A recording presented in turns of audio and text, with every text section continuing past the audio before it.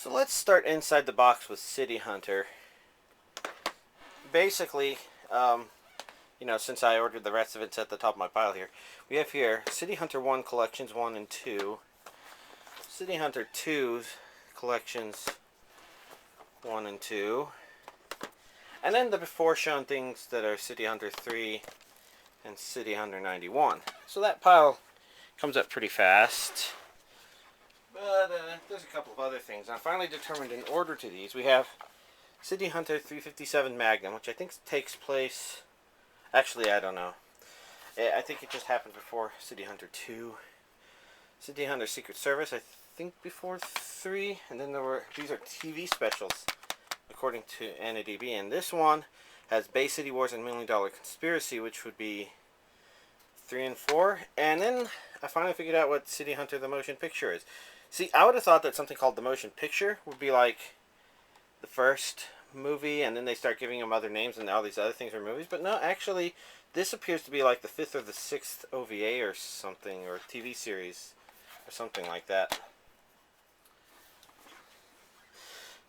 We've got Shinchan Season 1 Part 1 here. I believe they released season collections of the Shinchan stuff. Now, I only watched a little bit of it, and it was kind of strange and interesting, but at the same time, I kind of felt at the time that there was maybe other things that I wanted to watch, because basically I have a ton of stuff. It was doing some amusing things. I don't know if is there much of a point taking him out of the case? Maybe, I guess. And even though I think it's been a while since Season 2 came out, it looks like Funimation is finally getting around to releasing Season 3 in a couple months, I think. Which is a very, well, okay, I'm not looking forward to watching more Shinchan, simply because I haven't caught up on this stuff yet. And I can't get this in the box, there we go. But I'm excited simply because it's, one more series that is less complete. Shinosuke. Oh. Huh.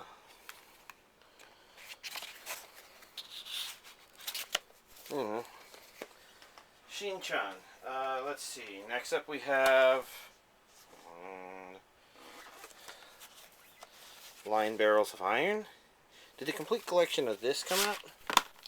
You know, I've only ever watched the first part.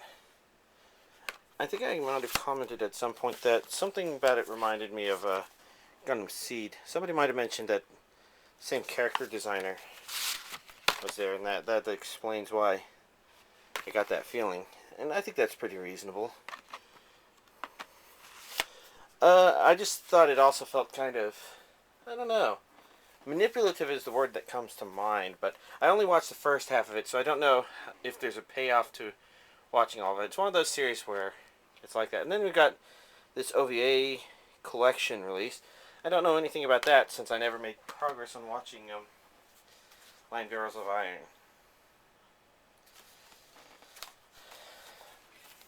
Dragonaut.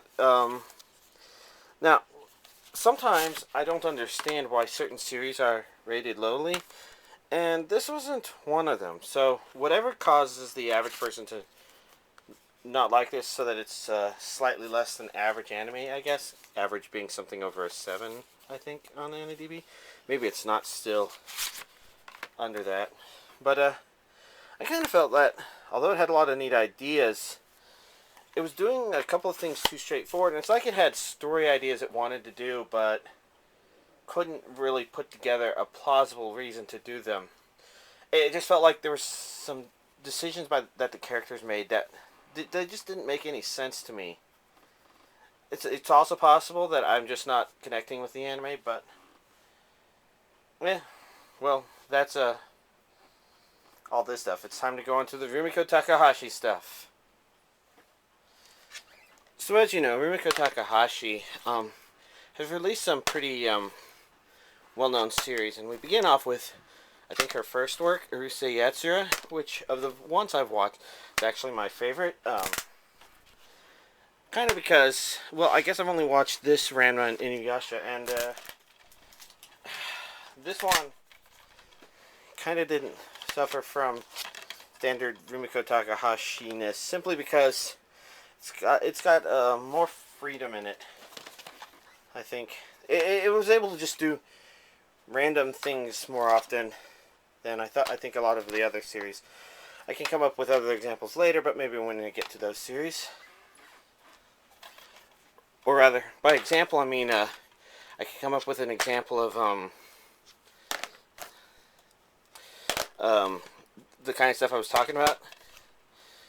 That DVD falling is okay. I'll fix it off camera. As you can see, though, Urusei Yatsura shows one of those standard Rumiko Takahashi traits of being really fucking long. We're at DVD 27. I'm trying to go through these fast so that I can possibly show all these in one video.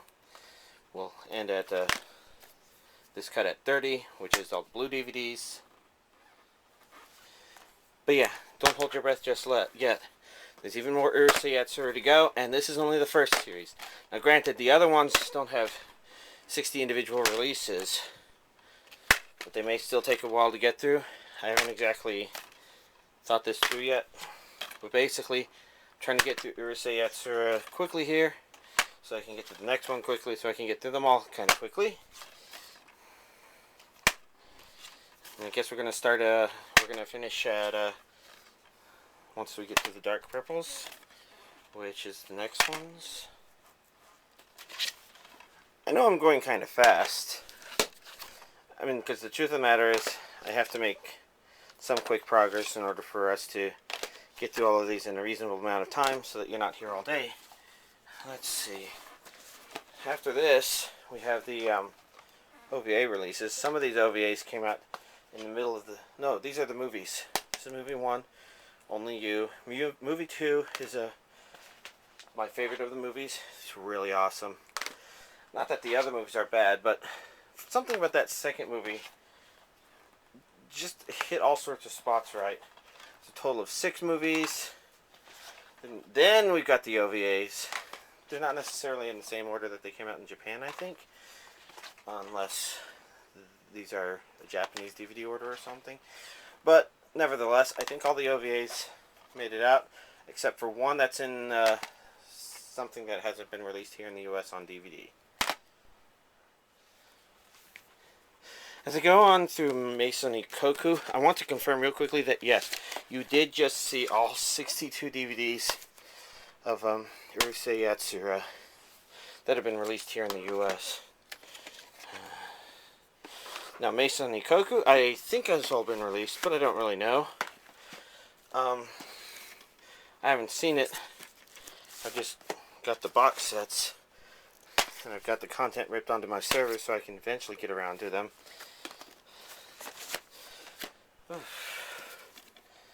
But as you can see, it's not necessarily a quick one. Character designs, though, look very much like Ranma or Urusei Yatsura, or, well, I don't know. Let me see real quick here.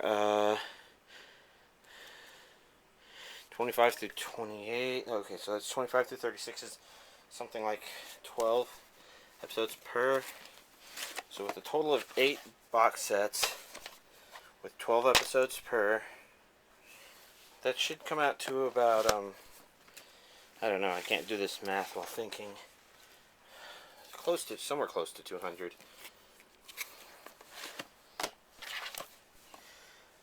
Kind of wish I knew who these characters were, since sometimes that's kind of the interesting thing about Rumiko Takahashi stuff. It's like, you know, a character has some sort of simple or silly story or something like that. I don't know. Could just be that my Urusei Yatsura nostalgia is kicking up, wanting me to watch Maison Ikkoku. You've noticed that these box sets, despite the fact that they were all used, they're in pretty good condition. Most of them still have their paper. Not all of them do. And as important as that would be to me, to hunt down the versions with the paper, the truth of the matter is that I really care more about the content of the DVDs. Oof. We can finally finish with the 8th DVD of Maison Ikkoku. I don't even remember what I paid for it. I just know it was a good amount. Huh. Oh well, anyways, Maison Ikkoku. Now I'm doing these in an order of timelines as they appear on AniDB. So next up I think comes Mermaid Forest, which is part of a bunch of mermaid story stuff she has. Actually this implements a lot of it, and then there's something else called Mermaid Scar, which I don't think is out on DVD here. But that's all that's out for Mermaid Forest. Next up we come to the next big work, Ranma Half. The first season, which was definitely good. There's no doubt about that. I really enjoyed it. I just remember, let's see, we'll do it like that. Second season not being as exciting, but not necessarily bad per se.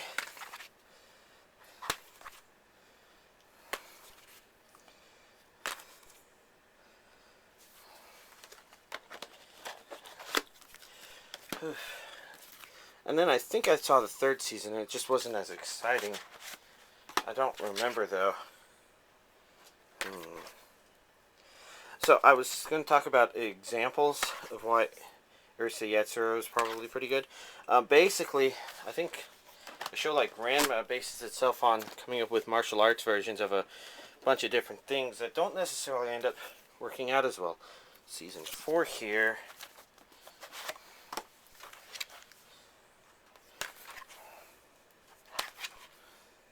I've never seen season 4. Basically, it felt like the problem was they were just looking for excuses to come up with martial arts versions of this or that, and I don't know if it was necessarily exciting, but it basically let us know, it was going to be a martial arts thing, whereas Urusei Yatsura could go all over the damn place. They could even parody other shows in a way that I'm not quite sure you could here. I don't know. I need to finish watching Ranma eventually. I'm just not going to do it while recording this video, of course. Wasn't she on a previous disc? Oh, well.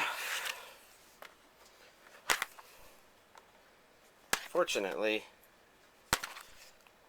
we can make good, quick progress on this. After all, that's 6 seasons, and this would be the 7th and finally released season.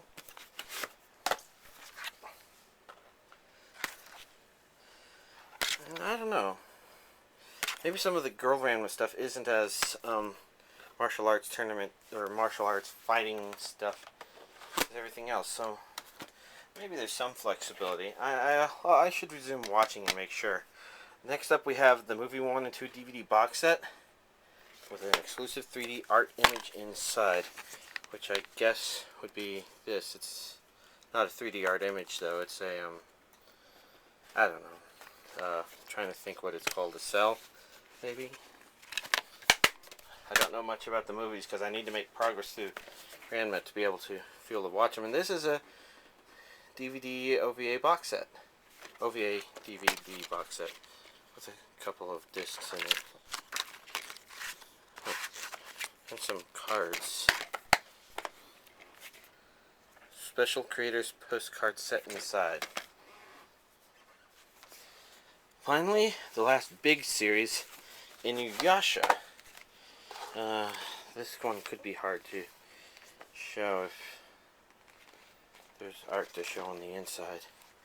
Well, I guess Naraku showed up first season-ish.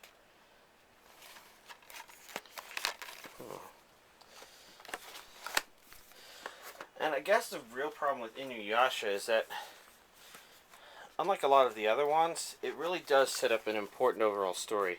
This one comes with 4 stamps as part of the signature series blocks, which come attached to the regular box sets, like so.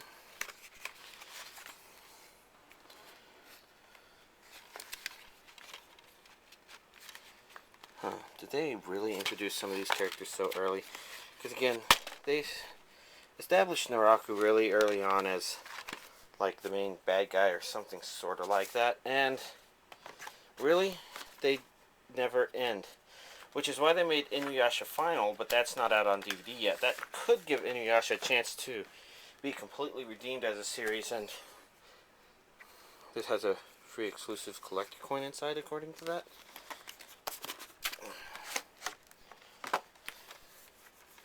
Feels a bit fat. Oh look, the coin.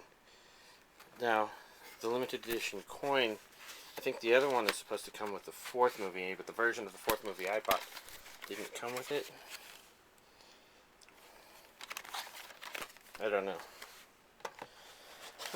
All I know is we have to continue making progress through Inuyasha, and moving around these DVDs so much and so fast is, well, maybe it's not that's so tiring. Maybe it's the fact that we have a ton of thunderstorms down here and it's making the air humid as hell, combined with me moving around so much.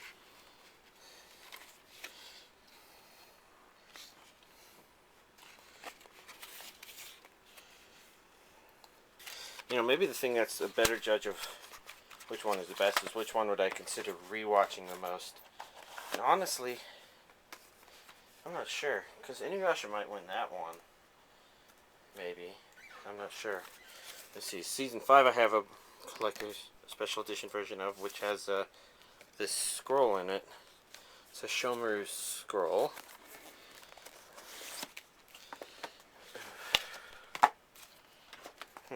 That plastic feels weak. Like maybe these have aged a bit and I should take them out of there.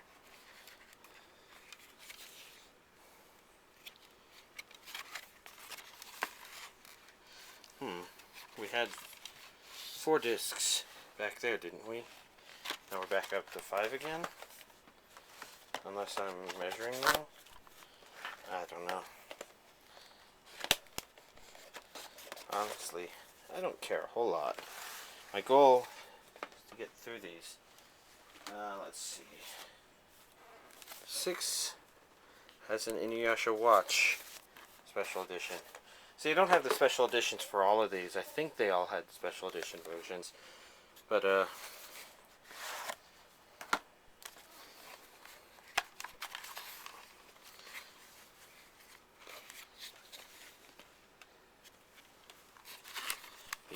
I don't know.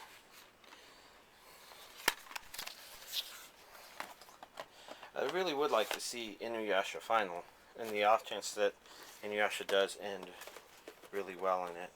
I probably could just find a place to pirate it, download it, but at the same time, if I have the time to start searching for and watching that, that raises the question of whether or not I should be considering how many unwatched DVDs I still have.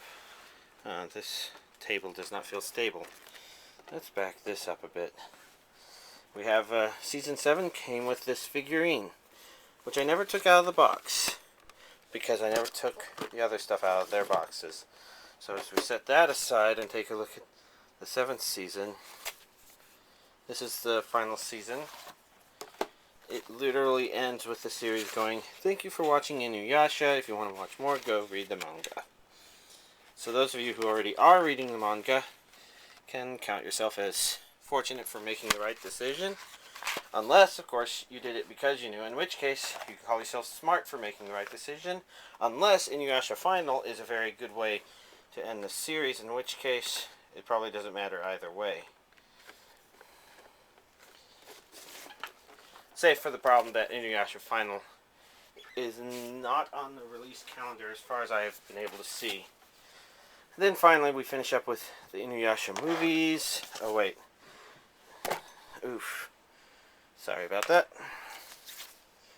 And actually, there's one more thing to show after the Inuyasha movies, and that's a series called Moeyo Ken. Now, Rumiko Takehashi didn't make this. This isn't a work per se, but she did the character designs for it, according to AniDB at least. So we got the OVA, and then we've got the TV series. I haven't watched this really, so I don't know what to think about it. Anyways, there is this week's Inside the Box.